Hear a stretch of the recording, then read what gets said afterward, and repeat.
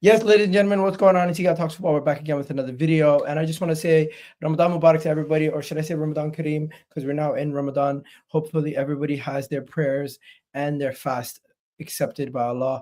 And for anybody who's not Muslim, if you guys don't know, the holy month of Ramadan is about to begin. And this is when all Muslims across the world take this month, of course, to educate themselves on the religion, continue to keep themselves close to God, and also during the daytime we fast. So from sunrise to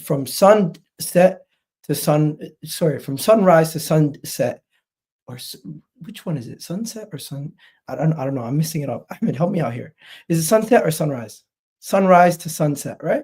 Yeah, there you go. That's what it is. And so I'm mixing it up.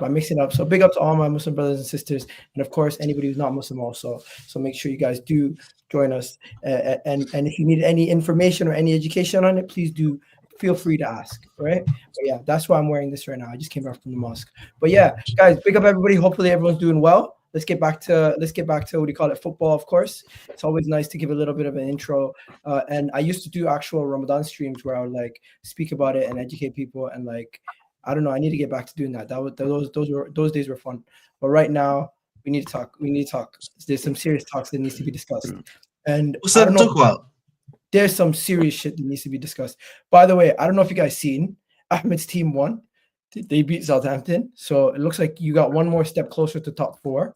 Don't bottle it now, right? Typical Chelsea. You guys protest also, and I seen something at the protest that really pissed me off. You seen that sign? You seen that sign? We know. Listen, you know, when you say, when you mention you know, there's a saying, that I like to use, no, it just escaped me right now. Don't say it to you. It'll come back. So much they forgot it. It'll come back. Lost it. But listen, man. Listen. With Arsenal, man. Listen. You gotta be honest. Honesty is the best policy. There we are. Honesty is the best policy. So at the end of the day, one thing I've always said is that, listen, you want to win trophies at Chelsea. That's the aim of the game. You know what I mean? I think especially once you get to like certain big clubs like myself, United, Liverpool, even Arsenal are still put in the category. You gotta win. Like I think with the Arsenal jab, it's because obviously you guys are in this process. You got if you got certain trophies and you've not won anything, so you know it is, man. That's usual rivalry jab. In case you guys don't know, it's this. Now I'm gonna ask you guys a simple question to the 3 people in the panel right now. To the Manchester United, to the Chelsea, and to the Spurs, to the Liverpool fan. Do you guys categorize this in the same category as Spurs? Is this why you're doing this? Or does this have to do with the process bullshit? I mean, no, let's be honest, it's just a jab at you, right? It's a jab. So you have won an FA Cup in the last 5 years. You won an FA Cup in the last 5 years, right? Yeah. This almost screams Spurs. Like, I feel like you guys talk about us as if we're Spurs. I'm not going to lie to you. The shit that I've been seeing online for the last 24 to 48 hours has been damn near like, you would think we took someone's child or something. The way these guys are speaking about Arsenal, it's only one thing, bro. Like then I don't think anyone else had the Arsenal thing on there. Have you, bro? I think you guys view us the same as Spurs. We're the third biggest club in this country, but you guys treat us like we're Spurs. I think though, if you look at it again, I would caveat a recent history. Post the Premier League wins, you've only got 3 FA Cups.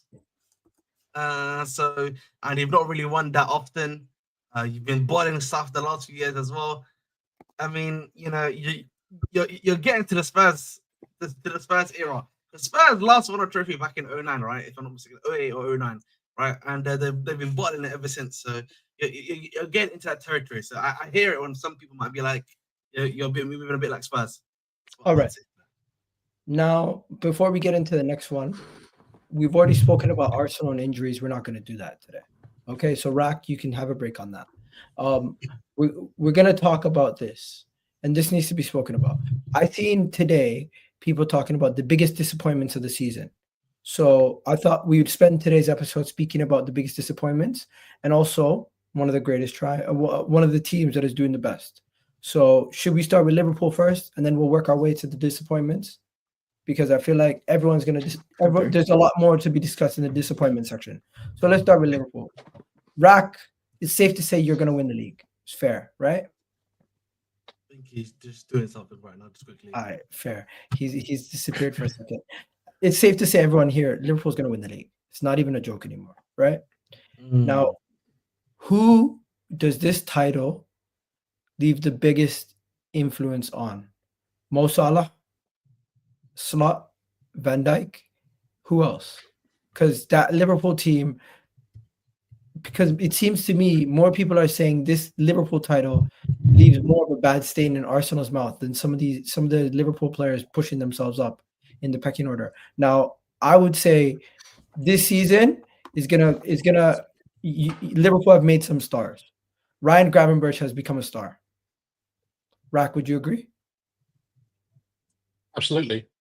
I would say Van Dijk and Salah have now taken themselves to Premier League all-timer status.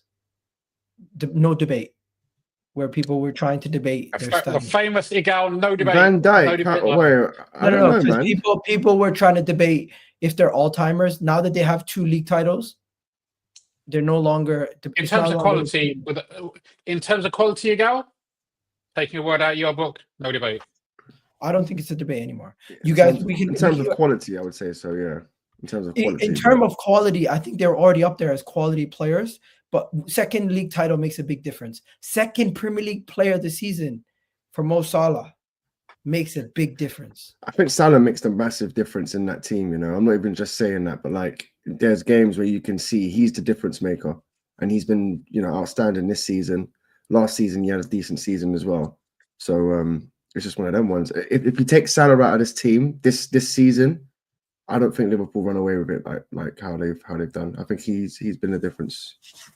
No Salah, no party. Let me just tell Nags Games. I'm gonna keep this part for the second half of the video. I want Jay and some of the other guys to join in also. So I'll read this in a second, okay? But thank you for the super chat, Nags Game. I appreciate it. We'll get back to that when it's time. Welcome, Jay. Hope you're doing well. Jay, we're just talking about Liverpool right now. And Ramadan Kareem, boys. Thank you, yeah, so we're just talking about Liverpool right now, and I think Ahmed was just saying Mo Salah. Ahmed, don't you feel silly letting Mo Salah leave? No, I don't really regret it because the season we won titles without Mo Salah. It is what it is. You know, again, you know, the saying that I always say is the game's the game. You know what I mean? You gotta win some, you lose some. On to the next one. We still had a generational Hazard in the team. Still had Diego Costa. Obviously, we didn't lose Oscar this season. We didn't lose Salah, if I'm not mistaken, which was obviously I think a big loss to our team. But at the end of the day, we won trophies after Salah. And yeah, it is what it is. Yeah, you gotta. Hey, fair play. You won a champion. You won multiple Champions Leagues in that time too, so you can't really complain. As for you, you're watching your fiercest rival get 20 league titles. How does it feel, man? Oh man, it's one of them ones, you know. I think Liverpool's definitely our rival, our biggest rival, but because, you know, I don't know. Are they bigger than you now? What do you mean, as a bigger club? They're more successful, so does that now make them bigger? Well, to be honest, it's always been Liverpool and Man United anyway. Do you know what I mean? Even without this 20th Premier League title, you're deflecting. They've still got Champions Leagues. They've got more Champions Leagues than us anyway. Do you know what I mean? So there was still a debate there to be had before them winning this Premier League title. Are they going to be equal with you, or they're going to be above you? By the way, they're going to be equal with them in league titles. That's but, it. Yeah. But Man United United have less trophies than Liverpool now, mathematically. Yeah, but I mean that doesn't really matter, bro. You got the same amount of league titles now. They've got the more only CECs than you. The only thing Man United have over them is FA Cups and Community and Community Shield. There's different metrics you want to imply, right? Like being completely fair, and I don't want to be completely fair, but United obviously have a very big global fan base. They came up at a time when the Premier League was exploding globally, so they garnered a lot. We're obviously more successful in terms of trophies, and especially when you consider the big boys, if you want to call them that.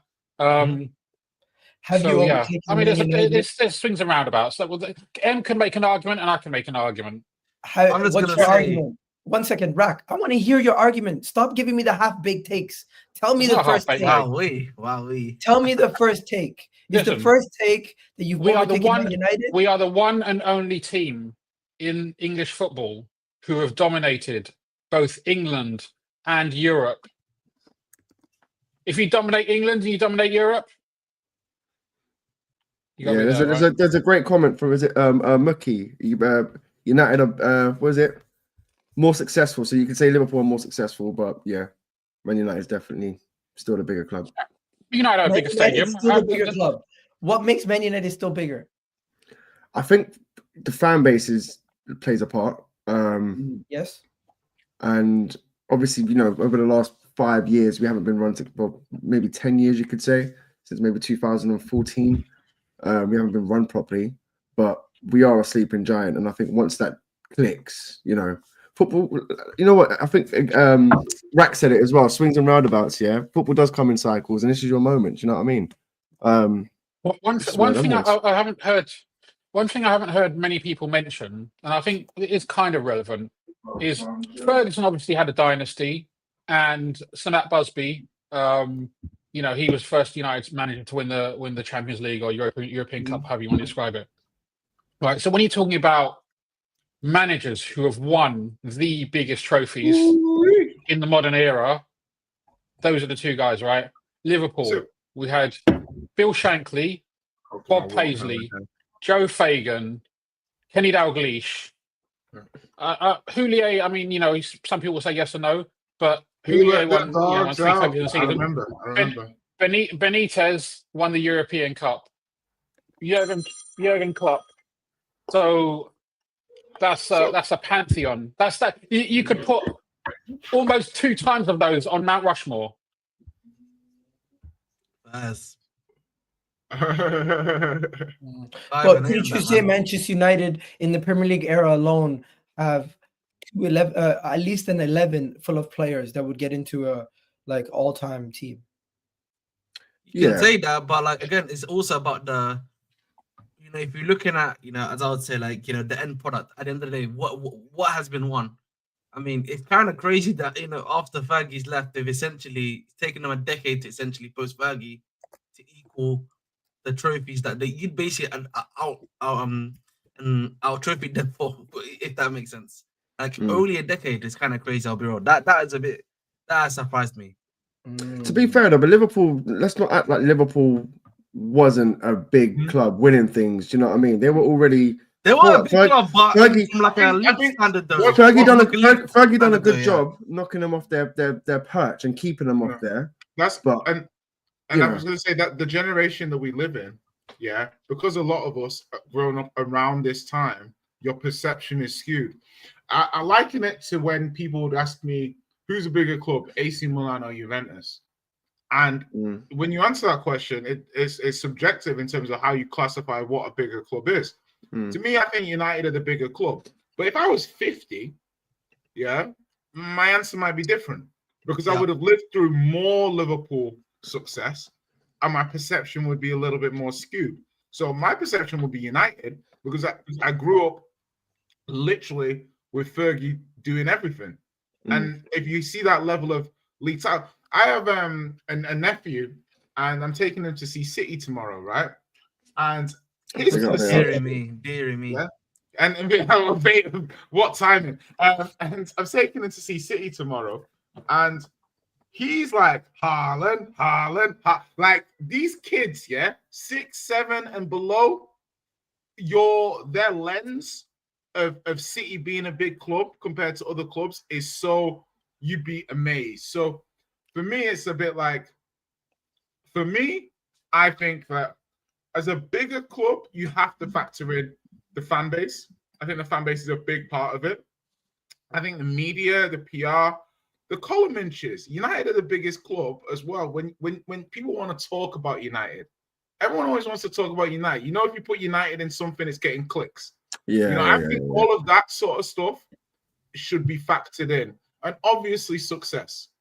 Success is a huge barometer. But when AC Milan were going through their banter era, just because Sassuolo were finishing above them, that don't make Sassuolo a bigger club. Do you know what I'm saying? It doesn't. There is a bit of irony. 1 second between Italy, because in Italy, AC Milan have 7 Champions Leagues, right? 7 European Cups, but the biggest team in Italy, widely regarded, people who support Juve up and down the land, in the south of Italy, north of Italy, everywhere. Was hated club Juve in have Italy. more. You have more. Juve have more league titles than Yeah. some Yeah, teams yeah, have but- existed. Yes. No, but the thing is, the Sorry, guys, Derby my voice is fucked. the Derby d'Italia, which is basically the derby of Italy, this started before AC Milan became one of the top clubs. The Derby d'Italia is between Juventus and Inter, because that period of success that AC Milan had, the bigger team in Milan was seen to be Internazionale. Mm-hmm. Did you guys see Rax flex his little accent there? You know what it was? What it was, Vader. It's the Gonzalez. The Gonzalez brought it out in me. These last few weeks when you were mentioning him, now I'm just feeling so continental. Nah, you guys don't know. You know what I mean? It's like Robert Rodriguez. You know what I mean? Rack has lived all across the world, man. Rax is He's international. Mr. Can I Mr. jump in on Worldwide. this convo? Can I jump in on the convo? Just before you jump in, I want to ask a simple question. You guys were talking about big club. Is it safe to say the order would be Rack, Man United, Arsenal, Chelsea, Man City, Spurs last? You guys agree with that? Most successful, yeah. City are more successful than Spurs. Are they a bigger club? I don't know. Nah. Well, That's a good question, you know. Nah, wait.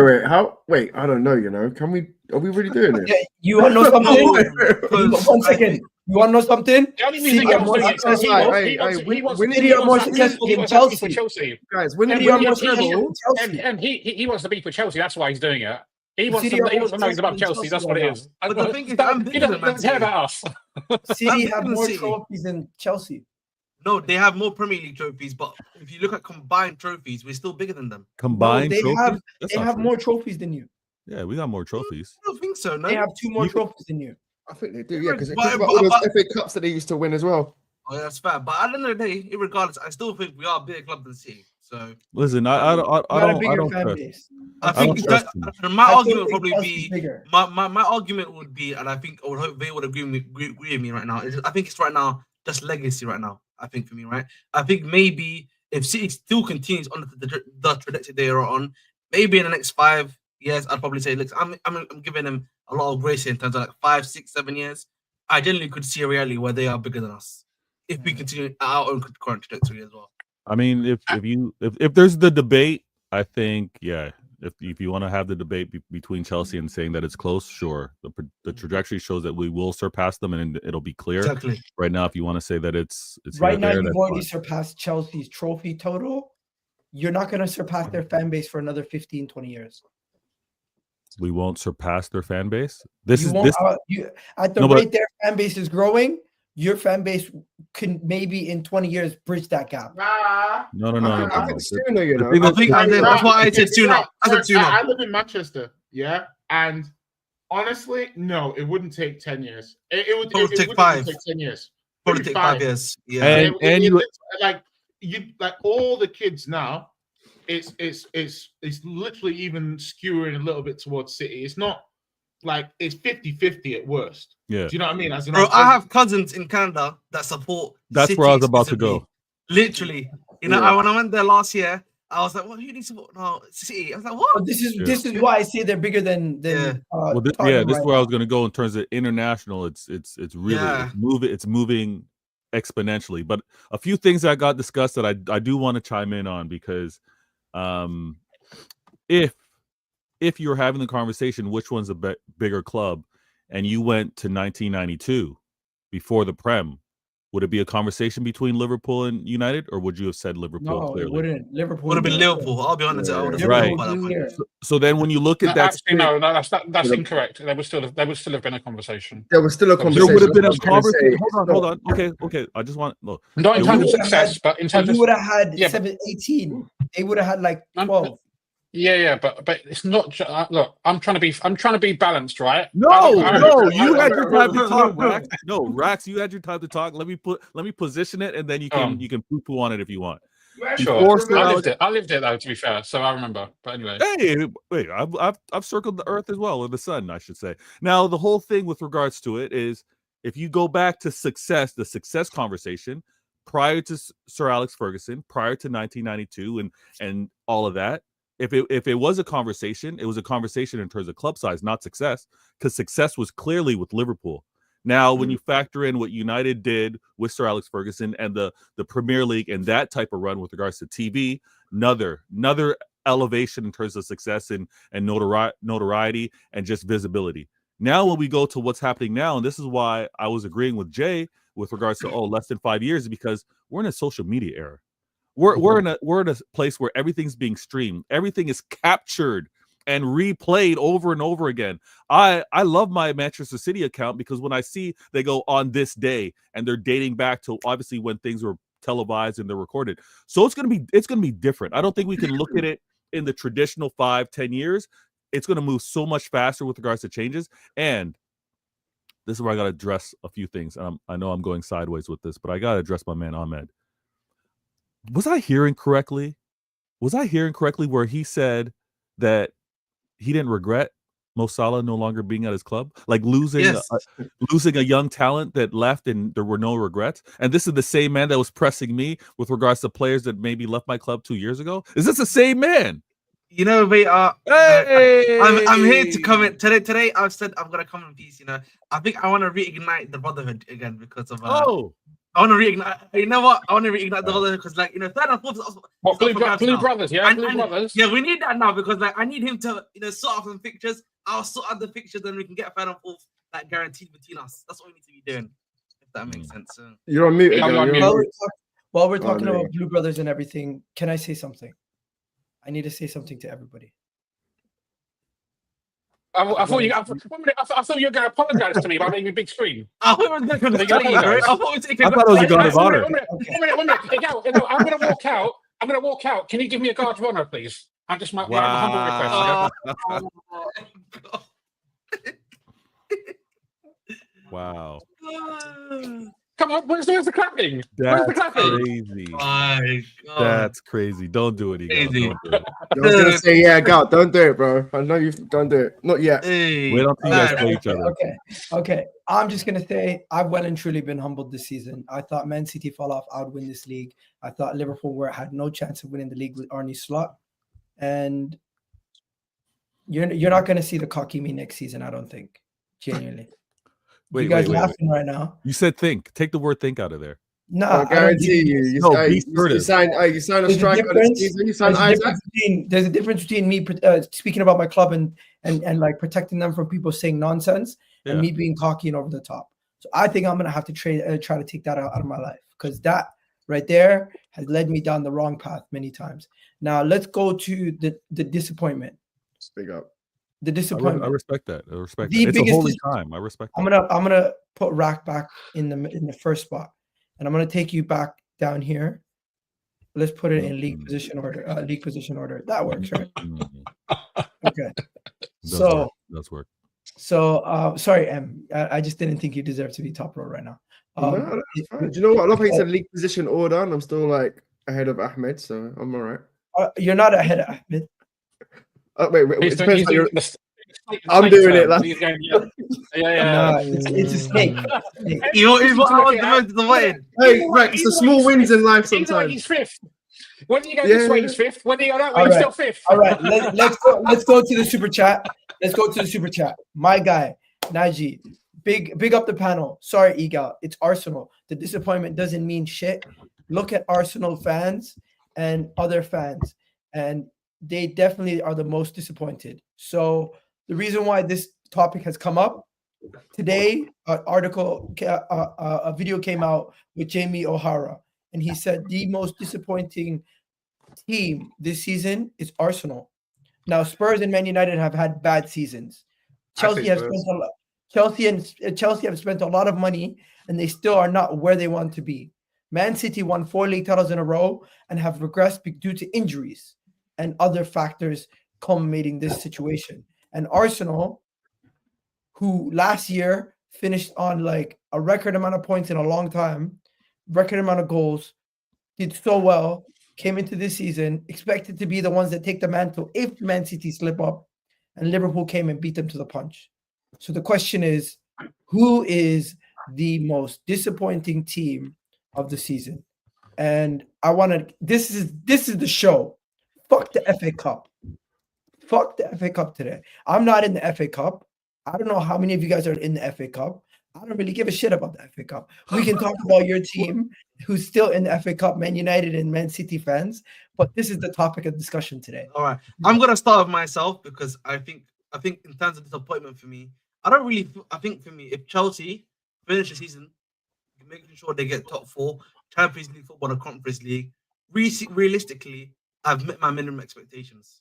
Realistically, so I don't really think I have anything to be disappointed about if I basically meet my expectations. So I think from a Chelsea perspective, I wouldn't say there's anything to be disappointed about. And as long as I get my top 4, Conference League already in the bag, my job has been finished. The only disappointment you can maybe argue is could I've maybe gone for FA Cup or Carabao Cup, yes, but realistically, I've met my expectations at the end of the day. So that's probably what I would say from like a Chelsea perspective.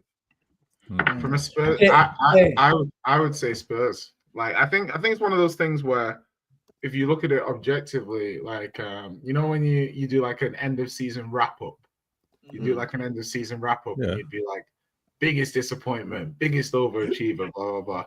Personally, I think Spurs. Going into the season versus how where our position is, I didn't really see a path for us to be this low in the table. Cup wise, I expected us to win a cup. So reaching a semi-final of a cup, I mean, obviously as a Spurs fan, can you expect to win a cup? Probably not. But I think I wanted us to go deep in a cup in a cup competition, and I think that's so achieving that is kind of almost minimum expectation, even though it sounds a little bit grandiose, but that's not really what I mean. You get it. So I think if you look at Spurs' league position, I would say Spurs have been the most disappointing team. I think Arsenal will be disappointed to not win the league, and they'll be disappointed to be runners up again. But in terms of the biggest differential between what one expected a team to be versus what they've actually achieved, I think it's Spurs, and I actually arguably don't think it's that close. Do you think Spurs fans are more angry and disappointed this season than Arsenal fans?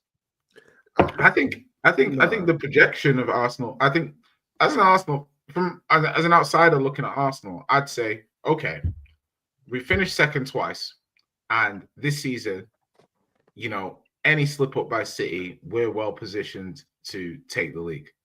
So with Liverpool then coming in around you and winning the league, there's a massive disappointment about how this team managed. How is this managed to happen? And I think there's an introspection. There's a looking at it now, which Arsenal fans didn't look at before as aggressively because it's City. Hey, it's City. We didn't win because of City. At the end of the day, Arsenal haven't been good enough in the last 3 years to win the league. That's not to say Arsenal aren't a very good team, and Arsenal haven't made huge strides, and Arsenal shouldn't be very, proud of what they've managed to do as a team in them. But it's to say you have not been good enough to win the league, and the disappointment of a team coming around you to win the league in a coach's first season, when nobody thought that this guy was going to come in and improve what Klopp did, that's going to sting. And that's going to start you looking at your transfer policy, which you gave a pass, looking at the manager's tactics, which you gave a pass, looking at specific players, dropping forms, which you may not have overanalyzed. And that's what you need if you want to win the league. You need How many times do you need me to put my hand up? I'm sorry, like fuck. But I wanted this to that. But I feel like from a Spurs perspective, again, I hear the league position thing, but you're still in the Europa League right now. Yeah. You still apparently you're on the easiest side from what I've heard. I haven't obviously looked at the Europa League draw in terms of like the road to the final. So, there is still like a pathway where of course your season ends like successfully right now, right? Of course, but at this moment in time, to say right now, I and just to touch on City obviously will be disappointed in where they are at the moment versus what they should normally be doing. City have big asterisks and caveats because of the team, but I always think, and I've thought this more and more recently, that when you have an injury crisis and it causes severe issues to the team, what actually it's showing is you've made a mistake in your planning. That's what it truly shows. Yeah, it's like you made a mistake in your planning and the injuries have exposed it. Not really anything else. So for me, I think it exposed City maybe, letting certain things go, not replacing certain players, not being forceful in terms of what they're trying to do. Because you can see from them doing it, they know what they need to do. So they knew what they needed to do 6 months ago. They just chose contracts, not forcing players out, natural evolution. Maybe Pep wasn't staying, yada, yada. So again, I'm not going to criticize them as much as Spurs, and then that's the thing. It's not a case of, I think Spurs have never been this low in the last 10 years. No, but Jay, don't you think it comes down to like expectations though? Because for me, at the beginning of the season, I'm not being like, I didn't think Spurs would finish top 4. Do you know what I mean? And I don't think. Did you think we'd be 12th, 13th at this point? No, I didn't. But if you're finishing 5th, 6th, but who's to say you're going to be finishing 12th, 13th? You're 13th. Oh yeah, but this is a snapshot of right now, though. Yeah. I obviously the whole conversation is asterisk because we still got X number. If we win the Europa League, it's a fantastic season, isn't it? Well, yeah, I guess so. Just not in the Premier League, but that's one way of getting into the Champions League. But I would still say City. No one expected City to fall off like this. And if they never went into the January transfer window and made those signings, I think they would have been in bigger trouble. So Okay, well, Manchester City for you is the biggest disappointment. I just think no one expected them to have that fall off. Like, fair enough. I think Arsenal, everyone expected them to definitely finish top 4, win it, maybe. I think, but City were still favourites. You're doing too much now. City were still favourites. Who predicted Arsenal to win the Premier League? You're doing too much. I'm 3. If anything, I'm not top. I'm 3 positions off top. Where is United right now? How many positions down would you say? We finished 8th last season. So in terms of expectation, it's getting worse, but it's still dropped. Yeah. I get that. But I didn't expect to. Do you know what I mean? I didn't really. Wait. 14, I'll be honest. What was more surprising? United falling to where you're at, or City falling off to 4th? Yeah, for me. Well, you're 4th now, but yeah, for me, it was still. We're talking now, and now you are only 14th, where you were 17th or 16th.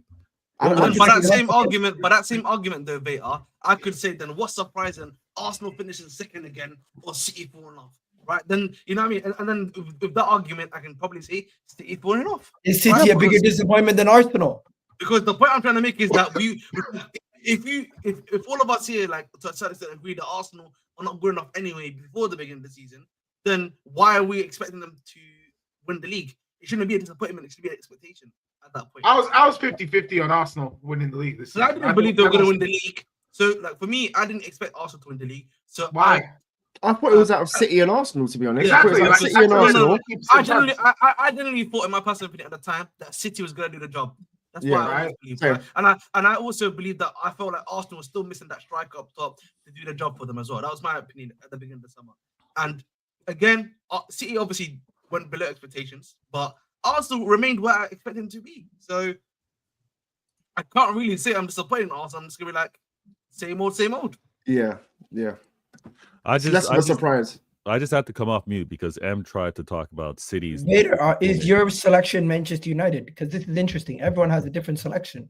We all have a different selection. You know what? I feel like Vader just came after me once I said sorry, City. By the way, I might circle back to Arsenal because the more I think about it, going into this season, a lot of fans thought they were going to win it. So that's what I'm saying. A lot of Arsenal fans. I might circle back to Arsenal. Sorry, Vader. No, it's all good. Jay, follow your gut. Your initial feeling might be correct. No. You know I'm a logic guy. Now my head's tick tock. When I think of the biggest disappointment, when we think of institutions, when we think of, and we started the show by talking about most successful club. The biggest disappointment is arguably the most successful club in England being where they're at currently, right? So no one, I mean no one, no. Hey, if you thought Arsenal don't win this Not season, even Alicia Keys. maybe no one. Exactly. Arsenal finishing second, some of us would have said, okay, that's expected. Chelsea, where they're at right now, yeah, expected. Spurs, yes, surprised that it's this low. Liverpool, surprised first-year manager that they're doing this. City falling off. Okay, fourth. Is that really United? 15th? That is no. Listen, M would have been losing his mind at the start of the season if anybody said that's an expectation or that's a possibility. No, but we were like 10th last season in certain point. Like the last season we finished 8th. So I'm just like, come on, M. No, M. Come on. I don't know, man. I'm being real. No, honestly, Beto, I feel like I didn't expect us to be 15th, but I did it. Finishing 8th and then finishing 10th. It's not really that much of a big drop off, is it? Like, luckily we won the FA Cup last season. Otherwise, yeah, there's not really much of an expectation for us right now. I'll be honest, and our squad's gotten actually worse. No, and bear in mind, we were going to sack our manager. The only reason he stayed in the job is because we won the FA Cup. So, no Man United fan was actually expecting to win anything this season or do anything this season. I'll be honest with you. Pep was playing chess. He's like, oh, we can keep this manager here for another. Yeah, okay. Pep does that curse where as soon as we get a manager in, he starts giving it that. Yeah, United are back. United are back, and then boom. That's the curse, bro. And then everything just goes to rubbish after that. Really. You know what I want to say with regards to City, because I'll just give this perspective. Yeah, I'm incredibly surprised that we are where we're at. But I can also see some of the mistakes, or I see many of the mistakes the club made, right? We had joy of being successful, 1 year letting Vincent Kompany go, the next year letting David Silva go, the next year letting Sergio Aguero go. Like, I think that's kind of like how we've held on to our greats for this long, and it's come back to bite us because they weren't able to keep up with what's happened around us.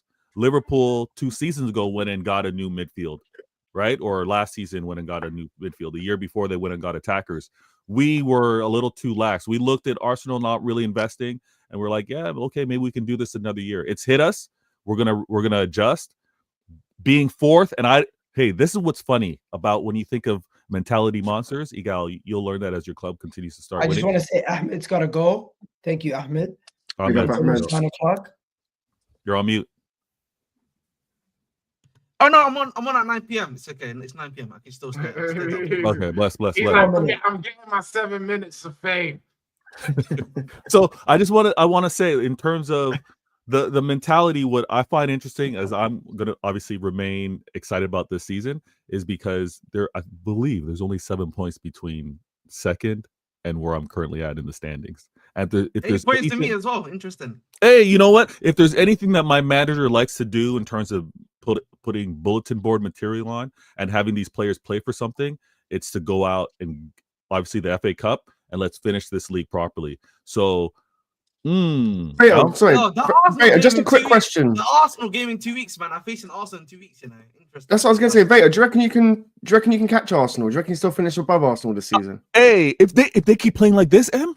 Yeah. If they keep playing like this, and you got Mikel Arteta, defensive mastermind, brilliant defensively. If he keeps playing his defenders in attack, yes, absolutely. Bro, listen, yeah, my attack is like trash, but like the guys are coming back in. You know what I mean? But you're closer to 10th. You're closer to 10th than third, second. Listen, don't worry, man. Listen, that's the next week. That's another 3 points on the board. Egal. He still sounds pretty confident, right? So maybe something. He does sound confident. Yes, he does. Listen, I've got teams that I'm gonna build my team's confidence. Copenhagen away. Listen, Copenhagen away. Pick up Copenhagen. I used to live in Copenhagen, man. Bro, the injury crisis at Arsenal is so bad. Even I'm injured. You look like someone who would have lived in Copenhagen, Rax. You do look like a Copenhagen native. Copenhagen, great place, man. Great place. I love that for you. Talk to me though, guys. So, Rack, who's your most disappointing team? Or look, I think you all made compelling cases. All of us. The Arsenal one's been the Arsenal one we've gone through several times. Jay made a compelling case about Spurs. but I also kind of feel like it's not done for them this season. So this is obviously my judgment now, and it seems like yes, they lost to City the other day, but I feel like the end of the season may hold treasures for Spurs if they play their cards right. Which, sorry, Egal, I know you probably don't want to hear that. Listen, I don't mind City, I don't mind Arsenal, but when I see Chelsea and United where they are, that brings joy to my heart and a smile to my face. I'm on fifth place, bro. I'm on fourth. What's going on? Ahmed, you're here with me, bro. You're here with me. After spending 1.5 billion, you're here. I'm not listening. Monday to put it this way, Monday to Friday, I normally wake up quite early, right? Because I've got work, I've got company to run and all this kind of stuff. But Saturday and Sunday, I've got a little bit of a lie-in. And I usually wake up around midday. And I can't count on the number of one hand or two hands the number of times I've woke up in and around kind of midday, 12:30 or whatever. I turned BT Sport on, I turned Sky Sports on or whatever, whichever show the league. And Man United are already losing 1-0, bro. I know. I was waiting for that, bro. I swear to God, I was just. You had my attention. As soon as you said I woke up, yeah, George. Yeah. Goal. And every time I see it, it's life is good, man. Life is good. Bro, trust me, man. I wouldn't have it no other way. When you had man like Lambert up front, trust me, man. That's, bro. It's tough. So yeah, and the thing is, I think United, there was a bit of uncertainty about United because they knew they were keeping Den Haag. They actually started the season off okay. Like Den Haag's first couple of performances were decent, and then obviously we went there and beat United. But I think Chelsea fans generally thought this season was going to start better and just be a genuinely better season, and maybe it will still turn out to be. But I still think the trajectory right now is down, and I think I would have to say probably Chelsea, and all these protests and stuff that are happening are kind of symptomatic of it. Like I know the Arsenal fan base is kicking up a bit of a fuss at the moment. Yeah, fan bases all have their moments, but I think Chelsea have had a lot of success during the Abramovich period. But I don't think we should forget. I know people talk about the 10 years before Abramovich, but relatively speaking, this is a big fall off, like over several years, and I think there may be some adjustment required for the Chelsea fan base in terms of their expectations, and it'll be interesting to see how that goes. Rex, do you think Ahmed's built for it? You think he can deal with it? Listen, Ahmed's one of the good guys. So if he ever needs a shoulder to cry on, I'm there for him, man, because he's one of my brothers. But some of the other Chelsea fans, some of the new age Chelsea fans, who weren't there when Chelsea had a dog track around their stadium, who weren't there when they nearly went bust before Abramovich bought them, all this kind of stuff. Ken Bates era. Don't get me wrong, Matthew. I remember Matthew Harding. I remember all these dons. I think it could be a period, and they've spent a lot of money. And at some point, this whole PSR thing is real. Like I know the people are going to say they haven't got a problem. They sold their own hotel to themselves, to their parent company. That's how they got out of PSR. That's clever. This can't keep on going. If they don't get Champions League this season, it will affect them. If they don't get Champions League next season, it will affect them. With that, I bid you adieu, lads. Have a nice one. In a bit, man. All right. So now that we've established what everybody thinks, can we come to a consensus? Who's the biggest disappointment? I don't think we can. We all had different answers. I'm not changing my mind. If you guys had to concede, who would you say your biggest disappointment? Because I kind of got offended. Okay. Pick the biggest disappointment apart from your own team. The biggest disappointment. That's good. That's good. Yeah, I think you guys are saying your own team, more or less. I think the more I'm thinking about it, it could be Man United. Because I think it's Spurs, because Man United are still in the FA Cup. And you know what? I'm gonna say Spurs. I'm rescinding Spurs because Spurs have got some. No, because Spurs have got some. Now I think about it, Spurs have got some redeeming things that have come out of it. You know, some youngsters are coming through, and so we got Ethan and Miles Lewis-Kelly. Does that make it better than we didn't win the league? Hold on, actually, Egal, with the fact that J and M emphasize that they still have trophies to play for, and you actually have nothing to play for. I'm in the Champions League, unlike you. bro. You're playing to win the Champions Bro. League. I'm playing I'm to win the still in FA it. Cup. We all have cups to win. Realistically, probability wise, I guess we can look at who is most probable to win what. I see where you're going with this. You want I to see say where you're that going with this, mate. I Arsenal see where have you're going. I mean, you've got United the are in two, lowest right? you've United got have got the Europa and the FA Cup. yeah. So, and wow. That's why I said United's better than Spurs. Yeah, but the thing is, Egal, we're in the Europa League, and whilst looking at the teams left, you know, we're one of the better sides remaining in that competition. So You're still we've gonna got lose. more chance of winning the Europa League than you have of winning the Champions League. I think we both have the same chances. No, we don't. No, we No, don't. no, Egal, that's no, not, we that's not don't. true. What do you Egal, mean? No, we with- don't. with You your can't say that. You can't say that. No, because you Considering you both never won that you competition, were in it's the quite of a Europa weird League. one. You were in the Europa League last year. It's No, not we an were. easy competition. We didn't play Europa last season. No, I'm talking Iraq. Oh. Yeah, it's not. You were I in know, Europa but 2 seasons ago. but you've got but your run includes potentially playing.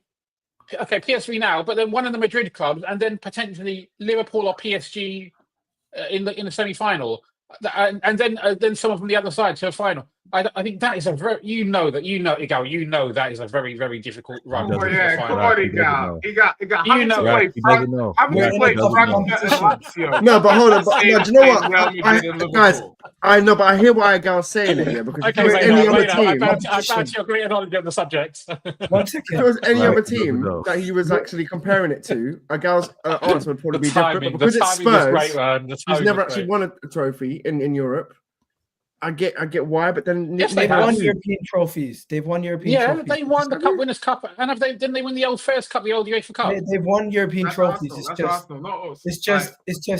it's just they haven't won a trophy in decades. Yeah, but you've not won a league for 20 years, and you've never won a You haven't won a Champions league in your 56 history. years plus. No, but the thing is the two competitions that you can remain to win. At least Spurs have won the UEFA Cup, Europa League Oh, that's- previously. We won the Cup Winners' Yeah. Cup in the original. No, but you Interface never Cup. won the Champions League. No, but it's so different. and you've not won the league for But 20 you've years. not won the Champions League. Why are you talking like you have? Either you need to win a trophy. They're not in the you've Champions never League. won. No, but Sorry, why are it's you not talking the like same Either you you thing, need to Gal. win a trophy you've never won, or you need to win a trophy you've not won for 20 years to win a trophy. So even though Spurs are serial underachievers, serial non-winners, I'd still back Spurs, even like giving Spurs 0.05. Who has versus the your easier road to 0.00. win? Who has the easier road to win? You. But difficulty-wise, to navigate the cups and the whole thing of us not winning and being bottlers, you have it just as much as I do. Yeah, And I would say you have it even worse. Yeah, but the thing is, obviously, we've obviously made They won the Champions UEFA League. Cup twice. Spurs won the UEFA Cup twice. Yeah, No, we but have. that was in the 50s, bro. Whoa, So Gal 19 knows. 1971, 80s. 1983, 1972, 1984. Yeah. Fucking hell. We're going that far back. 1974. We're going that Nah, far but back. the thing is, the thing is that now the Premier League. We're going back to 1974 to prove No, point. but Egal, you won this Premier League 20 years ago. Like, why is 20 years? Okay, I have a acceptable? three-peat, 1930 something in the league. Right, Can I but call Egal, that? that's what I'm trying to say is like, what you're being unfair now because you need to To own the 20 1930, years. you know. Like, okay, Bro, cool, 1980s is absolute Jay, donkey years ago. Jay, But I 20 years is understand. a long time ago. Jay, I understand we've gone 20 years. You want to know something? Chelsea's gone 4 years without winning a trophy. Manchester United are currently on a 13-year league title drought. If I'm not mistaken, Tottenham haven't won a trophy since 2008, haven't won a league since 1950s, if I'm not mistaken. Liverpool just broke a 30-year drought with the league a couple years ago. Now they're about to win their second title. COVID year. Now they're about to win their I like how you describe other people. Like, Wait, I see that smile. Wait, I see that smile. Lift your head up. Lift your head up. I see that smile.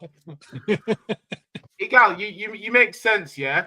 And I think that this is where some of the Arsenal pushback comes from because it's you like, and this is a point I saw you online actually, and I wanted to ask you this because I saw you making a few tweets about talking about the injuries and stuff like that.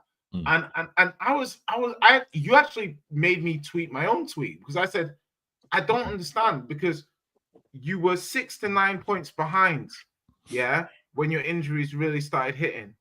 So you were already behind. The injury stopped you being able to close the gap. But as you've never gotten over the line, why would anybody say that the injuries cost you the league? There's no proof. There's no proof of that. We had injuries before. These no, Egal, when you started Martin Odegaard, injuries, like you can say, like, okay, if you look at your first team, right? If you're telling me that you want to have your starting 11 fit, game 1 to game 38, that's not happening, right? So put that to one side. So once you start saying injuries, game week when you're 6 to 9 points behind, yeah, then Odegaard gets injured, right? That's one player still. Yeah, you miss other players, but that's one player you're missing. Fast forward, Odegaard comes back. Hold on. Let me land the point, because you'd always do this when somebody's on a roll making a point against Arsenal. You want to cut. Noticed. Let me finish my point. I want to agree with you. Okay, so I'm gonna say, yeah. Then Saka gets injured. So at this point, I'm saying to myself, hey, Arsenal are doing. You don't even let me praise you for doing well for sticking in the race because you've already started moaning about your injury list, and now I have to come in and caveat and say you're not telling the truth. So I miss out on being able to say, well done, Arsenal, for their progress. Well done for sticking in with key players missing, because immediately I have to fact check the information you're giving out. So when I see you talking about the injuries, when there is no proof that you would have gotten over the line, in fact, we have 2 years of proof that you would not have gotten over the line.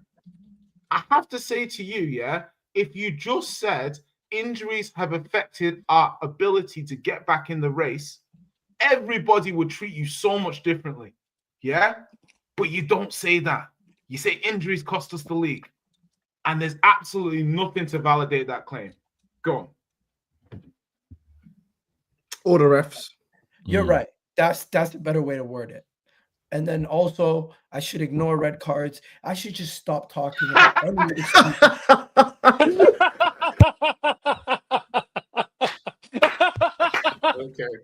Okay. Egal, don't ever change. Don't change, bro. Got me on the Don't ever change. You got me. I've been on that. Were you intentionally sarcastic then, or was that genuine? No, that was pretty genuine. Sarcastic as fuck. I predicted it. That's why I said, and the cards. I said, and the red cards. And straight away, I was like, yep, cards. Egal, please clarify. Oh, Were you being sarcastic? I was being serious. That's brilliant. Honestly, don't ever change, Egal. But I'll tell you this: I have a serious issue. I blame myself.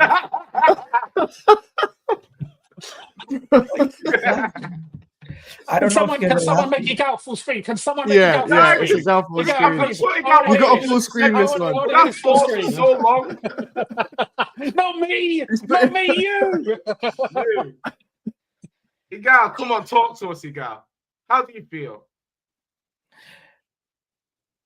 I feel like I got 30 seconds left before a game's about to end, and I need to score a goal.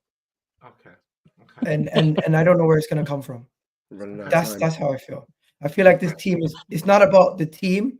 It's just we have this thing, and now it's like, Jay, you said it a couple times. You said things don't. There's no guarantees. There's no guarantees, and I just feel like it's getting to a point where there's no guarantees with Arsenal. If we win this season, or if we don't win this season, I mean, regardless what happens, I felt like we always have enough to go forward. But this is what pisses me off the most. And I don't think you guys realize why I'm so mad today. Let me give you an example. Liverpool have Mo Salah not under contract. They have Trent not under contract going into next season. Liverpool's legends are coming out and saying, you have to stay at Liverpool. This is the best place for you to win. Stay. Get a new contract. You become a Premier League legend. You become a Liverpool legend. Do it. Arsenal, on the other hand, you have Ian Wright coming out saying, I have concerns about Saliba. You have Arsenal fans going on the internet saying Ethan should just fuck off. Like he just came in the team. That's crazy. That's Right? crazy. You got people saying Bukayo Saka is never going to come back the same. And just everything is doom and gloom within the fan base at times. When it's raining, it's pouring. And this is why I say Arsenal's the biggest Old man is disappointment. snoring kind of energy. This is why I say Arsenal's the biggest disappointment. The biggest disappointment for their fans. Because because Tottenham fans, they get joy from Arsenal not winning the league. Manchester United fans get joy from Arsenal not winning the league. It is true, to be fair. Liverpool fans get joy from Arsenal not winning the league. Manchester City fans get joy from Arsenal not winning the league after we dunked on them 5-1. But the only team who leaves this league season with not 1 ounce of joy is going to be Arsenal. We didn't even play good football for majority of the season. It wasn't even aesthetically pleasing at times. Now, I believe in the manager. I believe in this team. I believe we can be back next season. Forget about the injuries. Forget about the red cards. I believe the squad, with some additions, can be good enough, regardless what other people do. We just need to make sure we do and address the key areas, be it the striker, the left winger. And for God's sakes, don't fucking sell the bench just to fund another starting lineup. If you're going to sell Martinelli and Trossard and get rid of Jorginho and Partey, and you're not going to further strengthen the bench, what's the point? What's the fucking point? I'm sick of it. Every fucking time, guys. My voice is gone. Every fucking time we're so close to winning, these guys fucking rip up the whole team, try to start again. We don't need that. We just need additions, 2 or 3, revamp the fucking team, get two forwards, get 2 midfielders. Let's fucking go again. And all these fucking pussies that keep giving up on the team, go fuck off. You're telling me that this is the worst team you've ever witnessed. You're telling me this is the worst Arsenal you've ever witnessed. I've witnessed Arsenal get battered every week in 2019, 2020. I've seen Arsenal get slapped up in the Champions League 8-2. And you're saying this is the worst Arsenal you've ever seen. You fucking cowards. Sitting here saying you support the team. You only support us when we're winning. You only support us when we're doing something that you like. Fuck off if you're only here for that. Support the team when we're losing. Support the team when we're winning. Support the team throughout thick and thin. Don't come here crying like a bitch when we're losing games, when we're not winning the league. Where were you when we were celebrating getting to the road of trying to win? Where are you when we're in these competitions competing? What are you going to do? The moment where we get knocked out, you're going to call everyone shit. You want to sell out all our players? It's annoying, bro. I hate more than anything else the amount of fans within our own fan base who are constantly dunking on our team, dunking on our players. If you bring a logical argument, fair. We can have a discussion. But if you're just coming here saying everyone's shit, Declan Rice is shit, Partey's shit, everyone's shit, Odegaard shit. I'm hearing people say all these guys are shit. Guess what? They're still crying over the same players they've been calling shit. You're crying Kai Havertz is injured. You're crying Martinelli's injured. You're crying Jesus is injured. You're crying all these players that you don't rate are injured. Fucking hypocrites, all of them.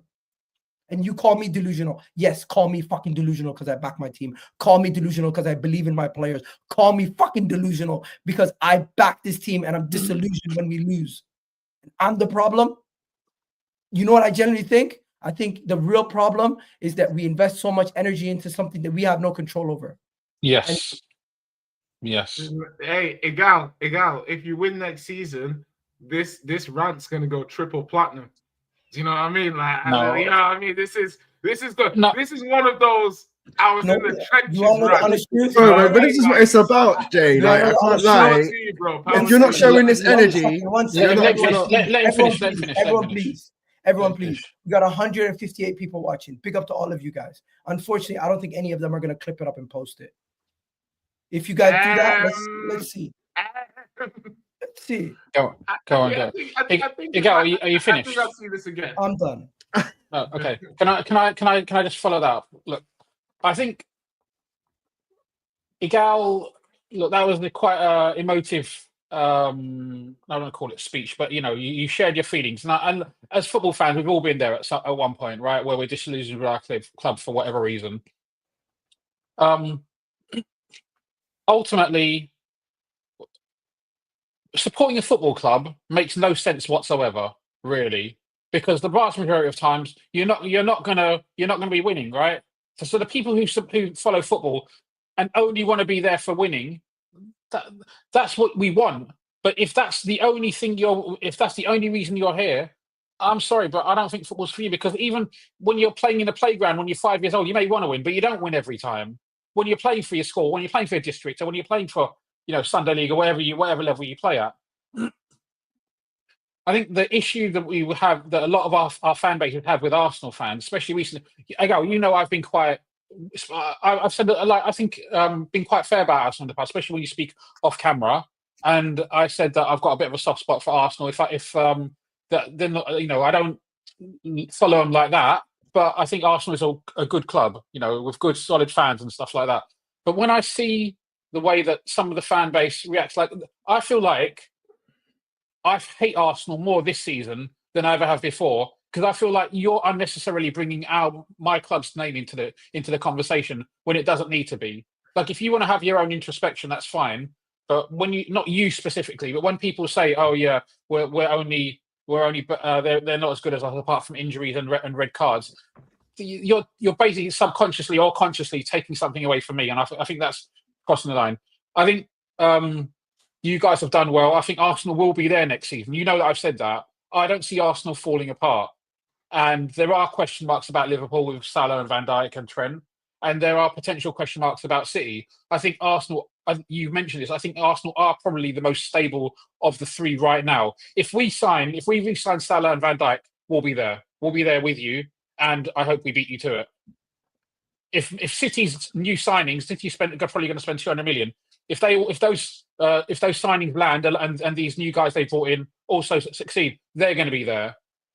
But as of right now, Mo Salah's contract is coming to an end in 2 months. So in 3 months, in 2.5 months' time, or 3 months' time, or whatever it is, Salah isn't going to be here. There will have to be a change for that to happen. There will have to be a change for Van Dijk.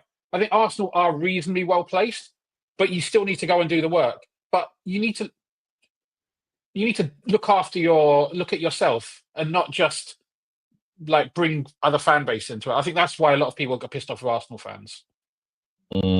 Rex, I got to challenge you a little bit. Can you say that you're bigger than an elephant if you don't compare yourself to an elephant? Can you say that you're tougher than a lion? Can you say that you're tough without measuring it against someone else? Like, the Arsenal fan base have to use another club in terms of giving perspective, trying to give the context. So they just do it in a very obnoxious way. But you are to bring in other clubs. It's just how they talk about you, which makes them so hated. Because honestly, many of us had no issues with Arsenal. It's the fans. Yeah, it's not necessarily Egal. No shot at Egal, but it's fans that just go way too over the top. And again, I think it's one of those where, and Egal said this at the beginning of the show, in terms of like this was like a humbling. This was like a season where, you know what, these injuries happen. I could not see them, and as a result, I've got to look at my club and improving for next year. And it's one of those. I just think Arsenal this season, they're going to be incredibly disappointed for not challenging like they were able to comfort themselves and say, you know what, the last 2 seasons, it was what it was. But once City, who have been able to keep a stranglehold on this league, fall off, we're there. But again, I have an athletic background. If you're racing and you're only focused on one person up front and you're not paying attention, people on the side are going to pass you, and that's what's happened this season. I think it's just reboot. I agree with Egal when he says, listen, for those of you fans that are quick to turn on players that you're at the same time going to lean on and want to be involved with your club, how are you going to talk this way about them? Makes no sense to me. But because you're not going to get a completely brand new 11 or 15 players. So how do you talk about everybody being crap on the squad or not good enough? But hey, during the worst times is when people reveal themselves. And I hope Egal as well as others know who can they really back when the club's doing not so great, and who's really in it for just the glory or when the club's going well. And let me also piece a little bit of wisdom on this one. As you can see, I got some platinums in the beer. If it was all about winning, you would only turn up week 38. If all that mattered was your club winning trophies, you would show up on the final cup game or week 38. No, it's about the journey. We all know that. That's why all these games are so important. That's why we watch it, and that's why these standard fans, you're lying to yourselves, because you enjoy watching your club compete week in and week out, as well as the trophies, because that's where the memories come from. So that's pretty much, that's all I got to say before I waffle on somewhere. You're on mute, Egal. Anyways, FA Cup, Man United, who do you play? We got Fulham on Sunday. Yo, AMD in the building. What is he saying? I have a soft spot for LFC.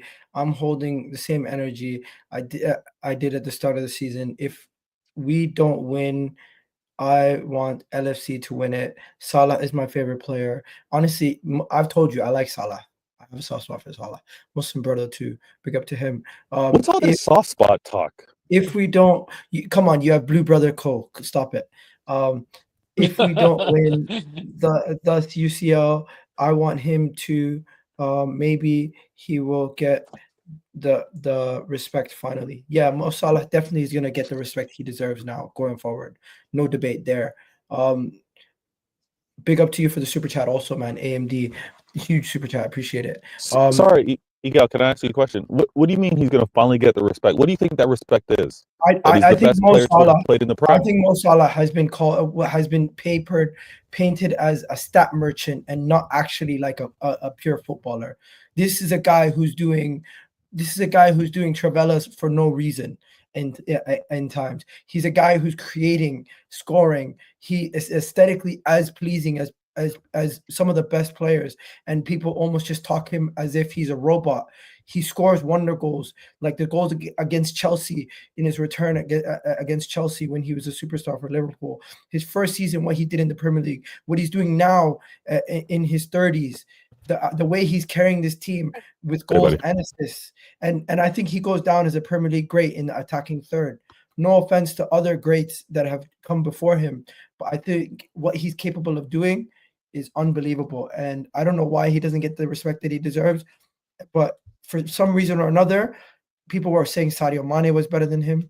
People were saying this guy's better than that guy's better than him. And I think he's better than majority of these great legends that people compare him to. 2017. I'll give you an example.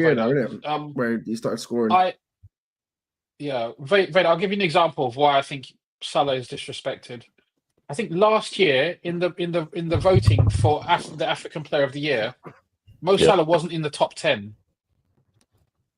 I think anybody who looks at his contribution, not just last season, but I know maybe these things only happen over a short period of time, but anybody who says Mo Salah doesn't deserve to be in the top 10 of African players, I think that is disrespectful, because he's doing it in the biggest league in the world, in arguably the hardest league in the world, and he's been one of the outstanding performers over a number of seasons. People say, "Oh yeah, it's a one season award," but we know that he may not do like the dribble. He may not be as good a dribbler as Eden Hazard, for example. But what he's doing is he's one of our, and I think depending on what happens this season, Steven Gerrard has always been my go. But I think don't do it, Rax. It's time. Don't do it. It's time to hand that. Stop. It's time to Rax, hand stop. that. I'm gonna stop you. No, Rax, I'm gonna stop you. No, Rax, don't do this. Don't do this. No, don't Vader, do this, Rax. I'm not jumping off a bridge. I'm just changing my opinion.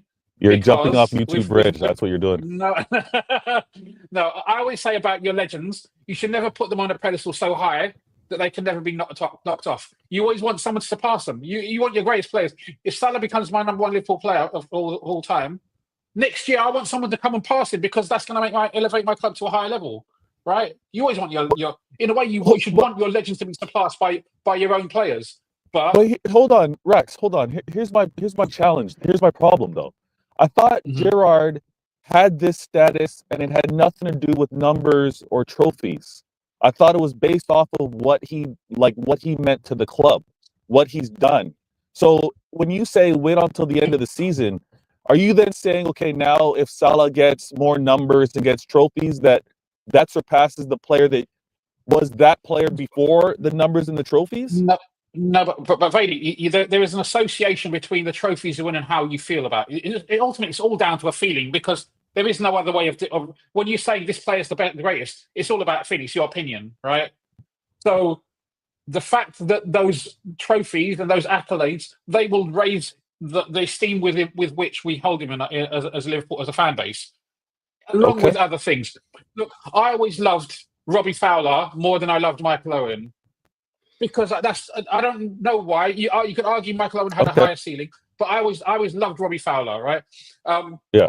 Steven Gerrard, he took us to the highest of highs in Istanbul, but he was also with us when we were really shit, and he stuck with us, and he turned down Chelsea, and he turned down his best enemy, Mourinho, to stay at Liverpool. He left at the end of the season. I know a couple of Arsenal fans have talked about this recently. But when you mentioned about Saliba going to Real Madrid, at the end of his contracts, at the end of his time in Liverpool, I wanted Steven Gerrard to leave and go to a Real Madrid where he could win a league. It's different because Saliba's more towards the start of his career, right? But I was like, if Liverpool, because this was in the Ticks and Gillette era, right? I was like, if Steven Gerrard, who's shown us so much loyalty and so much love, if he has the opportunity to go to Real Madrid and win a league, or go to Barcelona and win a league, I'm not going to begrudge him, because he's given us the best years of his life. This is what I mean. Football is more about emotion than it is about just pure numbers and pure trophies. So let me say this. That's why I hold Gerrard in high. I said this on Husam's channel. They laughed me off the screen. Football is not only about trophies, because there's a lot of teams who don't lift nothing throughout the season, but yet their fans can still be proud of the team depending on their circumstances. Teams can stay up from relegation. Teams could be mid-table and get European football. Teams could, for the first time in their club's history, get to a cup final and not even win it, but just be proud of the journey that they got to that situation. Newcastle could a few years ago and get a trophy this season, but guess what? Yeah. A couple of years ago, they had a good season even without getting football a league title or anything like that. But let me just read some of these super chats. Big up Marcus. He says someone needs to put Egal's rant on Dream and Nightmares beat. That would be funny. I think Jay's clipped it up. I don't know what he was doing behind the scenes, but I think Jay's gonna clip that up. As for this one, second equals first loser. Spurs, honestly, anyone back Teta now can't be an Arsenal fan. Like, what's your target? To hand a league title to our rivals? Bro, if it wasn't for the problem with that, Netweed, is that I've got a very good friend of mine who's been a season ticket at Arsenal for the last 20 years, and he's supported Arsenal. We've known each other since he was 8-9 years old, and he is an Arsenal fan. So I don't understand. People are allowed to have differences of opinions and have an opinion about the right way to go in terms of the manager or how the club's being run or whatever. If we all had the same opinion, then it would be boring, right? We wouldn't even. What's the point? So I get what you're saying. People are entitled to their opinion, but just as important as you think it is to get rid of Arteta, maybe some people might want to say, No. Literally, it's gonna have some food. I'll catch you lot later. Yeah. Big up, everyone. Yeah, bless you, guys. I'm not gonna lie to you. This has been an emotional show. Sometimes you don't even have to talk about the football, but there is some football to be spoken about. You're playing a game. Who are you facing again? Vader. I'm placing the Giant Killers. They played an amazing match against a club that's only suffered one loss all season. They were able to defeat the club that are top of Europe and top of the English Premier League. So I played Plymouth. Nottingham Forest. Is that who you're playing? Wait, what are we talking? We talking FA? What are we talking about? Who's the Giant Killers? I'm confused. West Ham? No, Rex got knocked out of the FA Cup. Oh, Plymouth. Yeah. Argyle. Yeah. Bottom of the Did you want to talk about FA or you want to talk about Prem? Which one are you talking about? Bro, you're gassing up Plymouth Argyle game.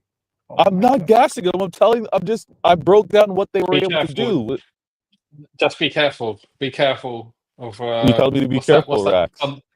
Yeah, I know. Listen, learn from my mistakes. Karma. Learn from my mistakes. Karma can happen. Karma can happen. Yo, Listen, I don't if know. I don't handle I business, think I don't know if this is against the religion or anything, but do you guys believe in karma? karma's not a karma's a concept. It's not necessarily a blasphemous type thing. I Like, think it comes from the Buddhist. It does come from the Buddhist religion, I think. But I mean, but it's like do unto others. people- It's basically like the golden rule, essentially. Yeah, I think there is some like blasphemy in it. I just don't know exactly what it is. I need to learn about that. But basically, you shouldn't believe in karma. I don't know, because God writes the story for us. So whatever's been written has already been written. What we say doesn't impact what happens eventually to a certain degree. You know what I mean? Like we can't control other people with our own words that we have never spoken to. Are there any religious texts to say you reap what you sow, or do unto others as you would want done unto yourself? Or there's definitely some story in the Bible about reaping and sowing, and you know what I mean. There's somebody. There's somebody that goes to church regularly, like dummy. It's in the first Testament, nerd. So listen, I think what you're like energy. Do you know what I mean? As in, like, it's a concept. You know, people coach it and whatever. It's like energy, the energy you give off, boomerang in it sometimes. You know. And are you starting to think about some of the things you said, Egal? Do you think you've cost Arsenal the league? I don't think it was you. I don't think it was your fault that Bowen was unmarked in the penalty area. I'm going to blame you for a lot of things, Egal. Hey, not Jay, tracking Jared Bowen's Jay, can you imagine?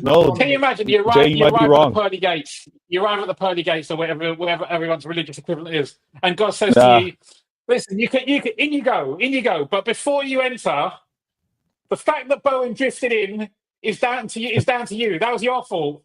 Yeah, that was your fault, Egal. Bro, you know how desperate my fan base is. We were on a show on Dan Potts' channel, big up Dan Potts every time, and 5 out of the 7 panelists said they would sacrifice Arsenal's future for one league title. Oh. Meaning like they would gut the team for one league title. Egal, think about the Toronto Raptors. Am I wrong for that? Think about the Toronto Raptors. Yeah. Like sometimes you cannot say, like, you could be building something. I remember when you guys would say, I wouldn't swap Martinelli for Mbappe. Yeah, like your fan base has said, great. I remember a joint Real Madrid Arsenal team. That was stupid. Listen, I'm not gonna listen. I don't know who did it. I don't remember. But things have been said. It was me. Don't call that person stupid, Egal. That's rude. Okay, Egal. But the things have been said, and that's the point, Egal. I think when I look at it, and this is my biggest issue with Arsenal fans, is that I don't even get to praise your team or do critical analysis because the first thing I ever get to say about your team is constantly dealing with, oh, we got a red card, oh, we have injury, that's always the first thing. It's never a tactical breakdown of what went wrong in the game. It's always beyond our control. And for me, that's why you're not winning the league, because you got to take accountability. If like life happens, but the people who do take accountability take it to a level where it's like the manager's shit, the players are shit. We're never gonna win with these guys. No, but I think there's a certain level of accountability of saying to yourself, right, okay, if it's down to us not investing in the squad, then somebody's accountable. If it's down to the performance you put in against Forest first half, from what highlights, was much better than the performance you put in against West Ham. So you could have played better in the West Ham game. So even before you get to the point of you've got no attackers, you could have objectively played better with what you had anyway. So, whilst we can obviously be sad about the fact you don't have these players, I just think you got to take accountability, like whether that's in transfers, whether that's in tactics, whether that's in player rotation.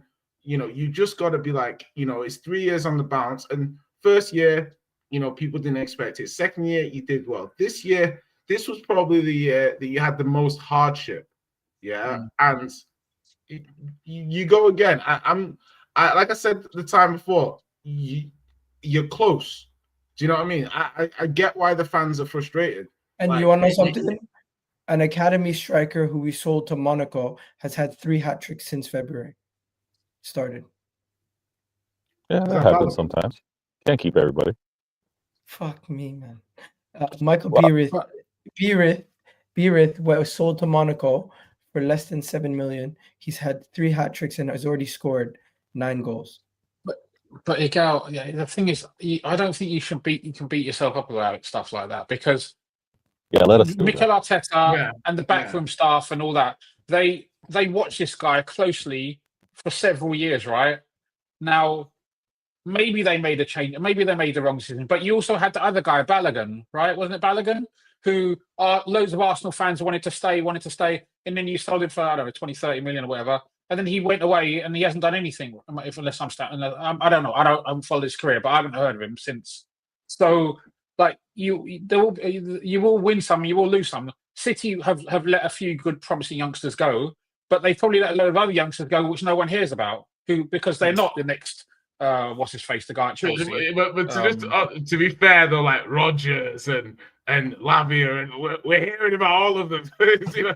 So how much do you think Rodgers would cost? Because I genuinely maybe not the best example.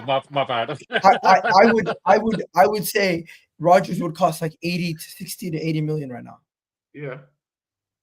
But this is the problem. The problem is all the Premier League teams, 20 of the top 30 richest clubs in the world are Premier League clubs, because we get so much money. So buying from none of these guys really need that much money, apart from maybe Villa, who I think their wage to turnover ratio is like 95%.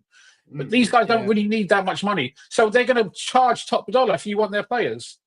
Also, if you guys don't know, there's this 15-year-old kid in the Arsenal Academy who is better than Ethan and Miles. And he's literally too young to be allowed to play in the Premier League. They wouldn't allow him to be registered. This kid is like miles ahead of anybody. Max something. Was it Max something? So even with like what we've already broken through, we still have more coming through the pipeline. But we need to continue to improve. I saw a clip that you said. I saw a clip that you said about this, and you said you called it a blessing in disguise. And I think the problem with that, I don't think that's the right word. Yeah, I know, but you should. But that's because you used the wrong words. Yeah, it's better to say that the cloud has a silver lining. So that would be your silver lining in the cloud. The season's been a cloud. That's the silver lining. If you say a blessing in disguise, there's different connotations for that particular term, and I can understand why people that rolled against it. We said, okay, every cloud has a silver lining. Maybe that's a better term. I think this is the best way to end the show. Best way to end the show. Mo Salah put a Ramadan post on his Twitter. That's nice. Made me really happy. That's nice. That's nice. We go again next week, and we go again next year, right, Egal? And this is a good comment to end it off. Ramadan Kareem, you never walk alone. Unlucky Egal, maybe next year. We'll end it off there, guys. You guys have yourselves a wonderful day. Have a good one. Peace.